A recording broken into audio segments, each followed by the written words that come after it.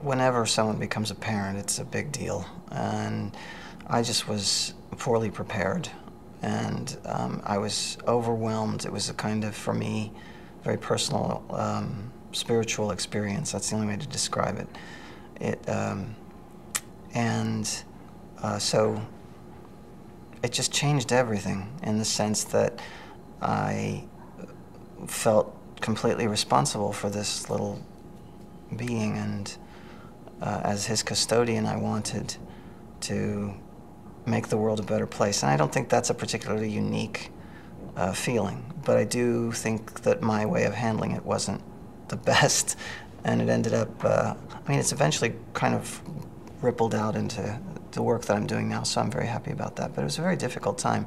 You know, growing up as an artist, you're just, it's a very selfish profession. So it's like the job description is that it's about your sense of how the world works and so on.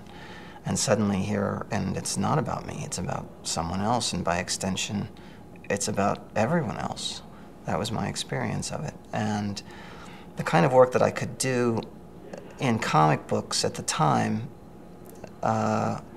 was not a place, comic books just wasn't a place that was going to have room to explore the kind of thing that was becoming important to me.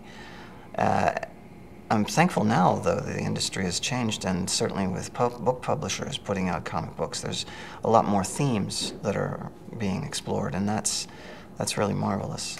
But the things I was doing in comics was more adult-oriented, more young man-oriented things that, you know, where you're considering your spot in the universe and the angst you feel about the absurdity of life and so on. But it's not taking any responsibility for any of that. So I felt like I needed to kind of work my way around to understanding what this meant. And that just sort of naturally came out in children's books. The first one being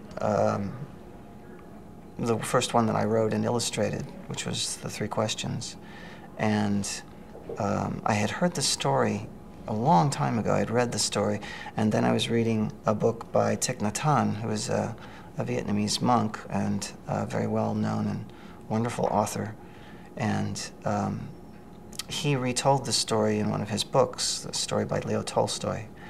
And when I read it in his book, it just was like this little deep-laid dynamite charge going off, and I thought, I want to give this to my son. I want to give this to children. But they can't have to wait until they understand Tsarist Russia to be able to work with it. So that's how that story started for me. And that was a kind of major turning point where I thought, I'm able to explore the things that are really important to me right now in this medium. And I'm really amazed and happy that the children's book world has had room for me.